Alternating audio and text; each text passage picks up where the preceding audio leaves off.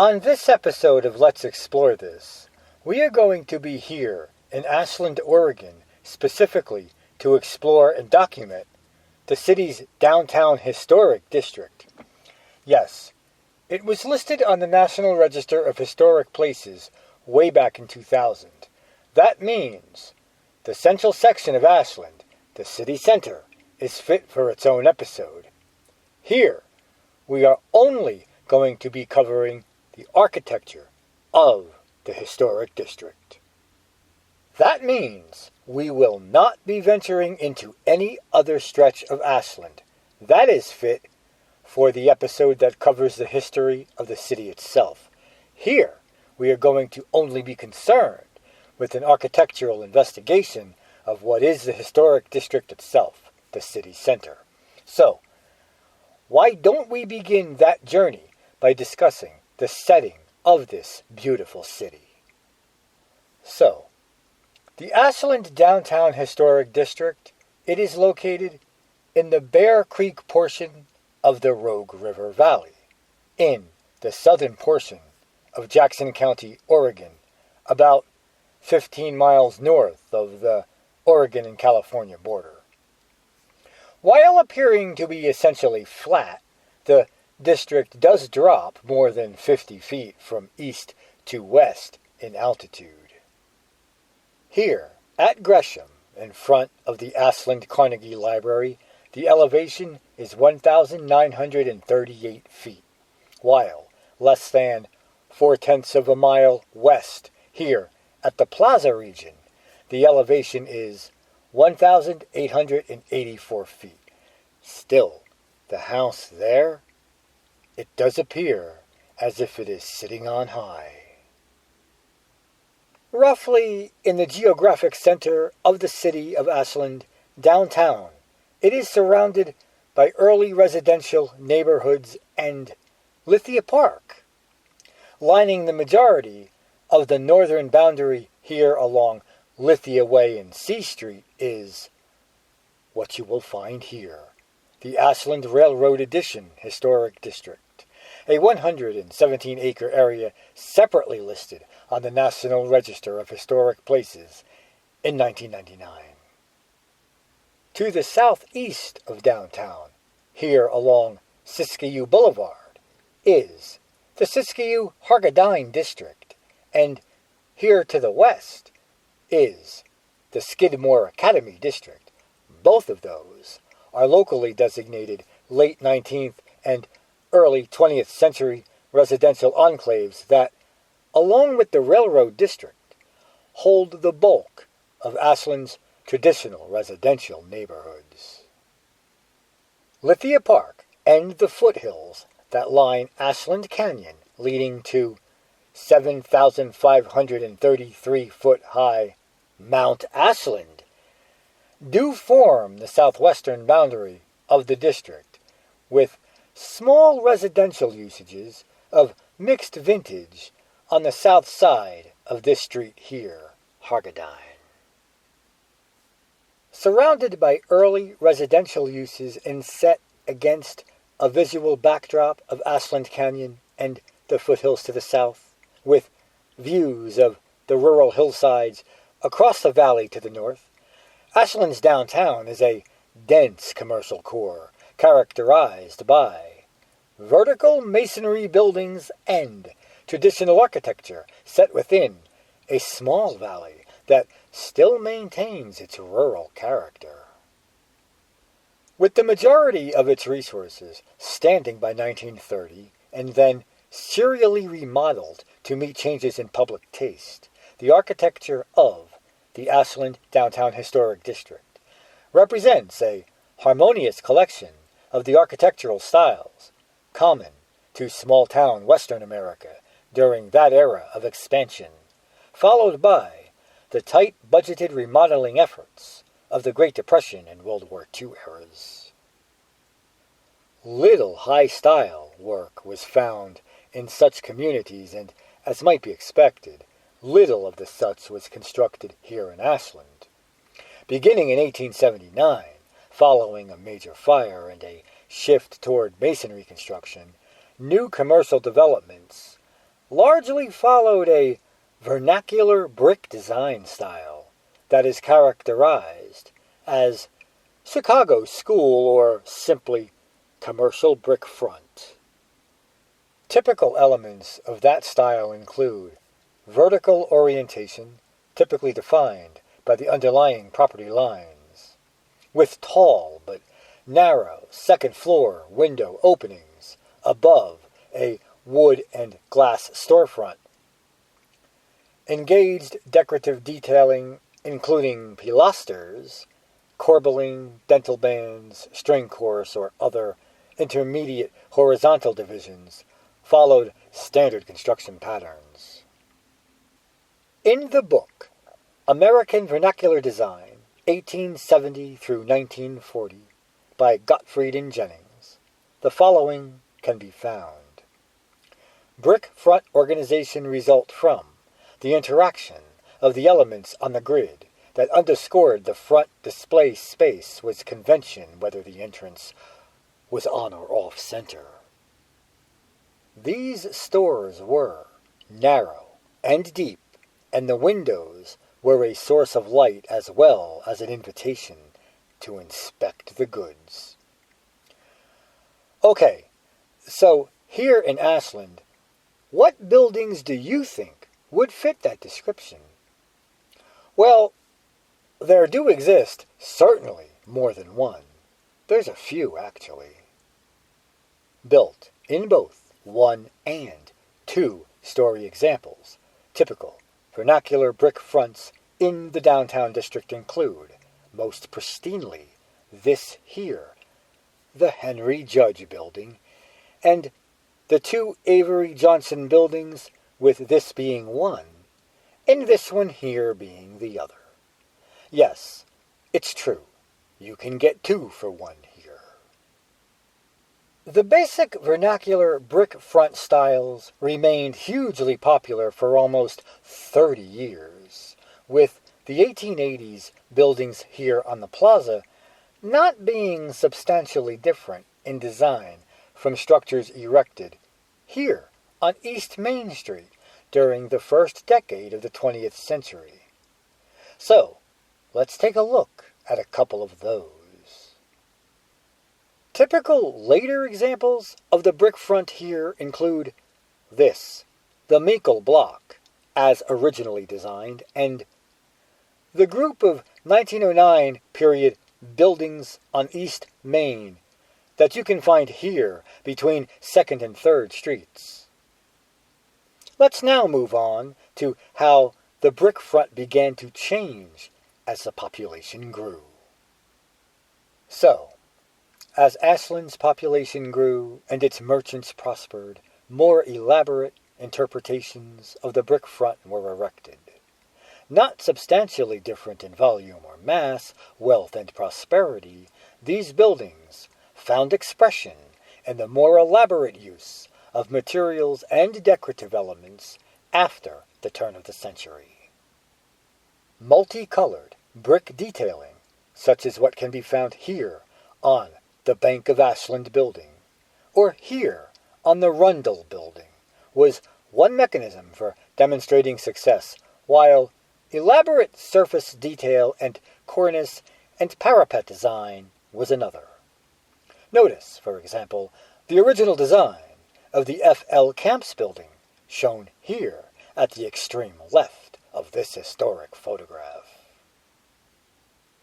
The introduction of new materials in the early 20th century, notably concrete and textured concrete block, reportedly also referred to as miracle block, offered new design possibilities to the common brick front for vertically oriented commercial volume. How miraculous was it? Not sure, but I did come across this snake while venturing through this neck of the woods. Anyhow, Ashland's contractors and merchants were quick to adopt the new materials and commercial volumes constructed in downtown Ashland from 1910 onward. Generally, they came to favor concrete over the earlier brick. The earliest example, a portion of this building, the Ender's Store, was reportedly the first use of the material in the city. As such, it was listed alone on the National Register of Historic Places back in 1986. The larger Elks Temple building, and finally, the 9-story Lithia Springs Hotel, firmly established concrete as the material of choice. Miracle Block, though, almost a traditional material, as the standard brick masonry unit that evolved toward poured-in-place concrete, saw limited use here in downtown, with the most notable ones being this, the H.C. Stock Building, and this, the Lewis Worth Building.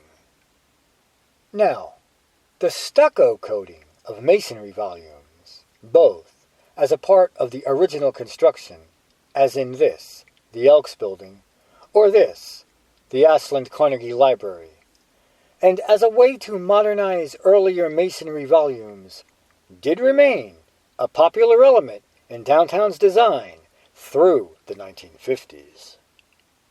The facades of the late 19th century brick volumes, such as this, the Gagniard Opera House, and a number of others, came to be completely covered with stucco throughout the 20th century, often accompanied by the removal or complete encasement of original detailing. Often, this stucco coating was then itself covered by later non-historic materials in the 1960s and 70s. A notable example of that can be found here in the Meikle Building. Okay, so it should be noted that architects and skilled designers had worked here in Ashland during the late 19th century. As such, many architect-designed structures were built between 1900 and 1910 by either W. F. Bowen or Frank Chamberlain Clark. While architect-designed, such buildings only rarely represented a major break of that traditional vernacular brick front commercial form. As such, they came to be more elaborate and better articulated examples of the style. So, beginning in the 1920s, new, higher style and architect-inspired commercial structures came to be more common here in Ashland. This reached its epitome in 1924 and 1925, with Portland-based architects Tordelot and Hummel's design for the Lithia Springs Hotel, an eclectic mix of Beaux Arts and Gothic motifs. The scale and elaborate exterior detail of this building have come to make it downtown's most enduring visual landmark. Perhaps, due to its legendary financial troubles, the Lithia Springs did not become a model for any other commercial construction in the area. More modest structures, particularly Frank Clark's design for the McGee Fort Miller Building, brought a subtle colonial revival influence to downtown Ashland. During the 1930s and extending into the post-war era, stucco-clad buildings in the streamlined Art Moderne idiom came to represent a major new influence in Ashland's downtown region. Most notable of these are this, the Varsity Theater, designed by Robert Keeney of Clark & Keeney, and this, the Knox Building, designed by William Lang. Other major Art Moderne influenced structures include this, the Wetzel's Department Store, and this, the Medical Arts Building, the latter of which has been substantially remodeled and no longer relates to its original design. Regardless, the Medical Arts Building does so happen to be one of a few structures here in Ashland originally built with a setback from the sidewalk. With the end of the historic period, the growing influence of the international style and so-called modern architecture was increasingly felt here in downtown. New construction, as demonstrated by this building, the United States National Bank building, could be done in a compatible fashion. As such, it was successfully integrated into the traditional development pattern. Other examples, most spectacularly, the First National Bank of Portland building, built following the demolition of the Ashland Hotel, came to represent dramatic changes to the character of the community. Okay, so let us now move on to Ashland's fraternal, religious, and civic architectural history. So, downtown, the core of Ashland city government and the focus of its community life, naturally served as the basis for a number of public and civic uses. Fraternal and religious organizations, including the Independent Order of Odd Fellows, the Masonic, the Elks, and other groups, built large and substantial buildings that still remain visually important in the area. Generally, such buildings were designed within the popular architectural styles of the day, often including retail storefronts or other rental spaces as income-producing opportunities on the first floor level. As such, many fraternal buildings demonstrate the same pattern of renovation and remodeling as other for-profit developments. Historically, religious institutions logically were located in the downtown core, although several later relocated to large parcels elsewhere in the city. One congregation and several religious structures remain in the downtown district. This here, the Trinity Episcopal Church, established in 1894, today, at the time this episode was compiled, remains the only active religious institution within downtown. Its high Gothic wood-frame chapel is a unique architectural expression in the area. Other church buildings, notably the First Baptist Church, built in the Mission Revival style, and the Christian Science Church, a wood-frame colonial revival form, are differentiated from the typical commercial volumes as freestanding buildings with modest landscaped sites that create a more residential character. All the religious structures do retain exuberant and complex roof forms, or detailing that adds an external layer to the downtown character. Today, as a group, these religious buildings here in the downtown do retain a uniformly high degree of virtually unaltered integrity. Let us now move on to the civic aspects of the historic district. The major civic use in downtown Ashland is this here, the Ashland City Hall, constructed in the 1890s. It has now begun its second century as the offices of the city's elected leaders and administration. So, at City Hall, nearby, we are here, in the vicinity of the Chautauqua Walk. Let's now move on down to the opposite end of the district. So, here, at the opposite end, we have the Ashland Carnegie Library. It forms a logical, civic-based visual terminus to downtown. Both of these buildings are simply designed, with the classical forms of the Carnegie creating a more imposing edifice, bolstered by the elevated site. Let's now discuss a bit about some of the unique Ashland public artwork exhibits. Public artwork, often donated by community groups or philanthropic individuals, has long been a part of Ashland's downtown. This here, the Carter Memorial Fountain, and this here, the Mickelson Chapman Fountain, are both examples of pioneer commemoratives. local groups have also erected, notably the Veterans Memorial Flagpole. That's good, but who erected these cute little flowers over here? Although outside the period of significance, artwork located in front of the K. Selby Chevrolet building continues that trend. I think this is the building in question, though I might be off on this one. Still, more functional works, from the 19th century Chautauqua Walk to the 1970s era Meyer Memorial Stairs, also add to the pedestrian amenities of downtown. Hey, look! I'd rather walk up these. Are these stairs?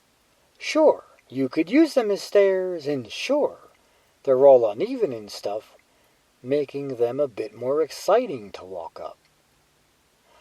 Sounds cool, but I don't know. I'm not going to do that. Still, though, which one of these are the Meyer stairs? These here, the ones that look like traditional stairs? Or the uneven ones to the side of it? They must be all special to be a landmark. Who knows? While the original development of Ashland's downtown was centered on Hellman's sawmill and then the flour mill at the head of the plaza, industrial uses were little represented in downtown by the turn of the century. Still, industrial uses did remain a bit scattered throughout what is now Lithia Park. The Ashland Woolen Mill stood a short distance to the north in what is now the Skidmore Academy area until it burnt in January of 1900. At the terminus of Lithia Way, near here, where the downtown couplet ends, and North Main returns to two-way traffic, the huge Bagley Cannery remained in operation into the 1960s and 70s. What industrial or utilitarian architecture was constructed was almost entirely related to the development of the automobile and the Pacific Highway as a major character-defining feature in downtown Ashland. Structures specifically developed in response to the automobile were originally far more prevalent, with several downtown gas stations remaining Main Street features.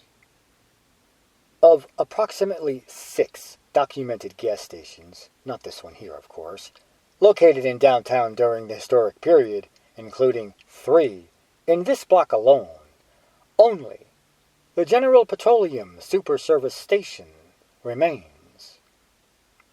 Okay, if I got this correct, this is supposed to be the location of that service station. It doesn't exactly look like a service station at the time this episode was compiled, although the space could have fit it. Auto repair and sales facilities are still common in downtown Ashland. Their generally utilitarian designs are easily adaptable to a number of other uses. Here we have the Lithia Springs Garage Building. It is perhaps one of the more grand examples of this type of utilitarian construction. Elsewhere, there is the Whittle Garage Building and the serially altered Claycomb Block. Those are more typical of the simple false front forms that were used to sell and repair automobiles here in downtown Ashland during the period of the 1920s through the 1940s. Now, folks, we must move on to the residential aspect of downtown Ashland. Historically, residential uses were far more prevalent in the Ashland downtown core area, with large and imposing single-family wood-frame dwellings lining much of East Main Street east of the plaza area.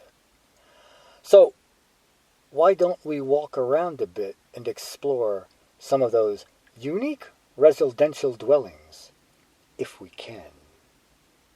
Most notable of those early homes was the Lindsay Applegate House, which stood until 1909 on the present site of the Ashland Elks building. The dwelling removed for construction of the Lithia Springs Hotel here at the southwest corner of East First and Main, and this here, the H.G. Enders House, which was moved to its present location in 1920. The last single-family residence here on East Main Street, the Anderson House, was demolished in the early 1970s to make way for something horrible, the construction of an office building in this area. Yikes! Which all means only a handful of Ashland's original downtown residential structures remain. 3 are large dwellings of 2 or more stores associated with significant business owners and their families, remnants of the days when merchants lived within walking distance of their stores. Stylistically, these structures all fall within either the Victorian style or the Craftsman style. At the time this document was written, the Beechgood House is presently vacant with an uncertain future. However, a number of years later, and as of today, the Beechgood House no longer stands. Of the remaining residential structures, one so happens to be a restaurant, and the rest are all in bed and breakfast or other accommodation type use. Sorry, not sure if I came across those in my footage or not. Regardless, the smaller Beechgood House, and especially the Goldsby Bryan House, are simply one-story dwellings built in the vernacular tradition, although the Beechgood House does have certain stylistic elements that add a kind of Queen Anne character to its exterior design. All these remaining single-family dwellings in downtown, none of which are currently in residential use, nevertheless do provide an important counterpoint to the dense commercial development that moreover characterizes the area. And folks, I hate to say it, but that about concludes our tour of the historic district that is the Ashland Downtown Core. See you at the next destination, wherever that might be.